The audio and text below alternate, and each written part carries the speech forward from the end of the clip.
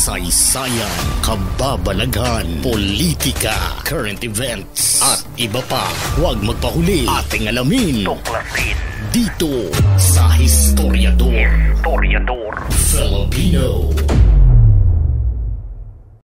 Kahit saan mang politika ay hindi maiiwasang magkabanggaan ang magkabilang partido dahil sa pagkakaiba ng kanilang mga ipinaglalaban, pinaniniwalaan at sinusuportahan. Dito sa Pilipinas ay matagal nang hindi kayang magkaisa ang ating mga politiko dahil bawat isa ay may kanya-kanyang paniniwala o rason para mapabilang ito sa kung sino man kanilang napiling maging kaalyado. Simulang sumabog ang nakawan ng pera sa mga proyekto ng gobyerno ay dito na lumabas ang hindi pagkakaintindihan ng mga mambabatas sa ating bansa. Sa mga nagdaang mga hearings ay hindi maiwasang walang magkainitan. Ngayon naman ay nagkaroon ng tila sagupaan sa paniniwala ni Senador Rodante Marcoleta at Department of Justice Secretary Boying Remulla na kapwa mga abogado. Naging laman ng balita ang matinding pagtatalo ni Congressman Rodante Marcoleta at Department of Justice Secretary Boying Remulla. Nagsimula ang alitan ng questioning ni Marcoleta ang mga pulisiya ng DOJ hinggil sa case backlogs at di umano'y mabagal na pag-uusad ng ilang kaso laban sa malalaking personalidad. Ayon kay Marcoleta, tila hindi patas ang hustisyang umiiral at pinapapaboran lamang ang may impluensya. Agad naman dumibensa si Remulla at iginiit na ginagawa ng DOJ ang lahat upang mapabilis ang mga kaso at magkaroon ng judicial reforms. Ani Remulla, hindi dapat maliitin ang trabaho ng mga piskal at abogado dahil sila ay nakapailalim sa isang komplikadong proseso. Dito na nag-init si Marcoleta at direktsahang sinabi na palusot lamang ang rason ng DOJ. Uminit ang palitan ng salita hanggang sa napilitan si Remulla na tumindig at sabihing handa siyang harapin ang anumang investigasyon upang mapatunayan ang integridad ng kanilang ahensya. Narito ang mainit na diskusyon ng dalawang nanunungkulan sa gobyerno pero may malaking pagkakaiba sa kanilang paniniwala at partidong sinusuportahan. A couple of days ago, in the last hearing when you were here, we somehow settled the issue that restitution is not a requisite for an applicant to the WPP. Is that correct? It's not in the law. But sa akin ko kasi, hindi lang po batas na nagdidictate dito.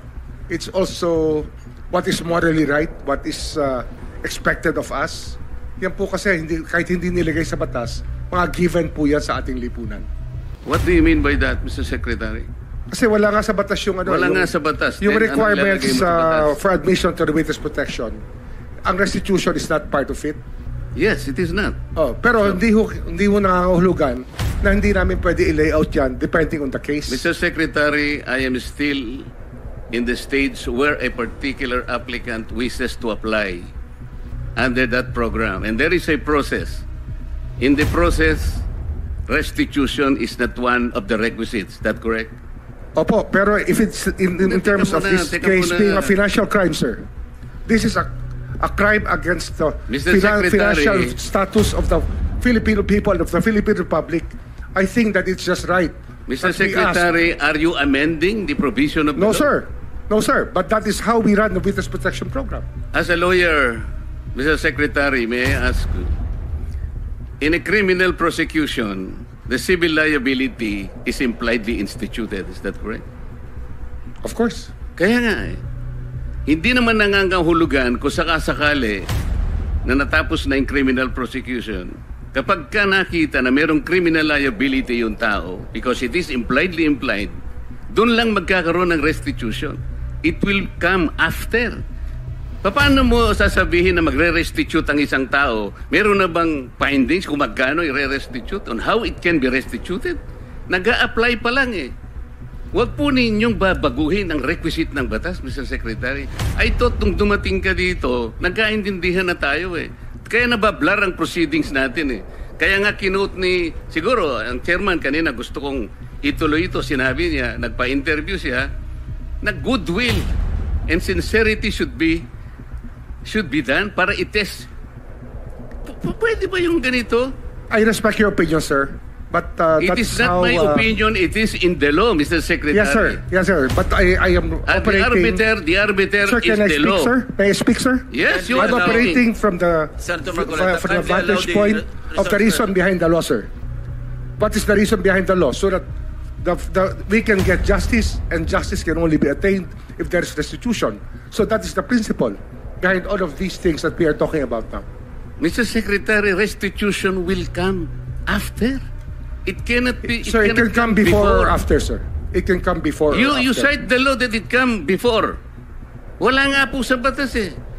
Sir, Huwag po ninyong babaguhin Sir, ang batas, Mr. we Secretary. are operating on a unique set of facts, and we are, all of these matters are being evaluated because the gravity of this financial crime cannot be underestimated, and that the more assets that we're able to preserve at the outset, the better for our country, sir. Mr. Secretary, I'm very sorry for such a reasoning like that.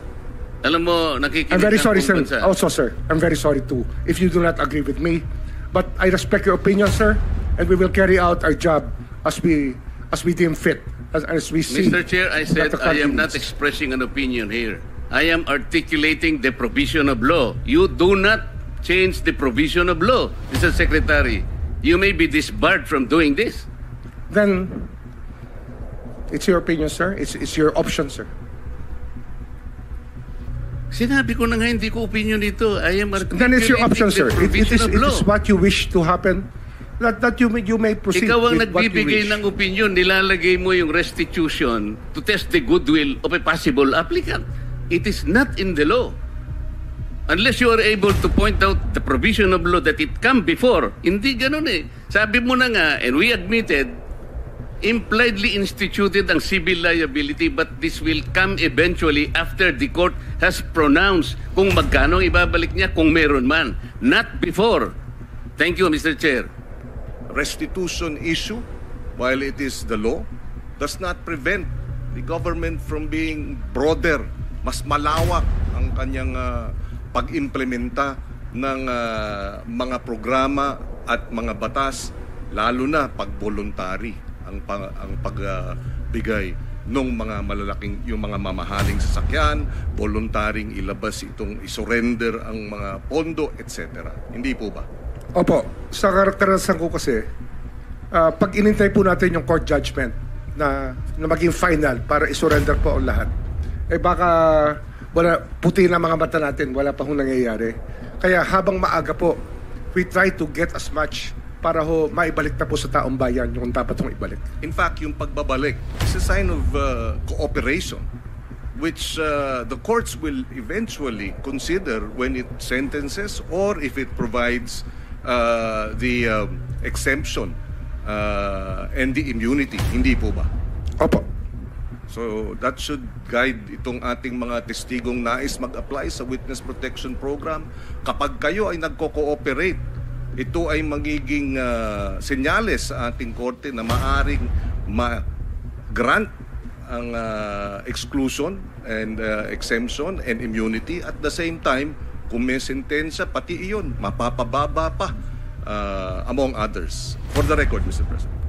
Aminin man natin o hindi, pero totoo naman na mahirap magkasundo ang mga politikong Pilipino dahil sa matinding pagkakaiba ng kanilang interes, paniniwala at partidong kinabibilangan. Madalas na inuuna ang pansariling kapakanan at politikal na ambisyon kaysa sa kolektibong layunin para sa bayan. Bukod dito, malakas din ang impluensya ng kompetisyon sa kapangyarihan at impluensya na nagdudulot ng alitan, banggaan at hindi pagkakaunawaan sa pagitan nila. Ikaw, hanga ka pa ba at may tiwala sa mga politiko natin sa Pilipinas?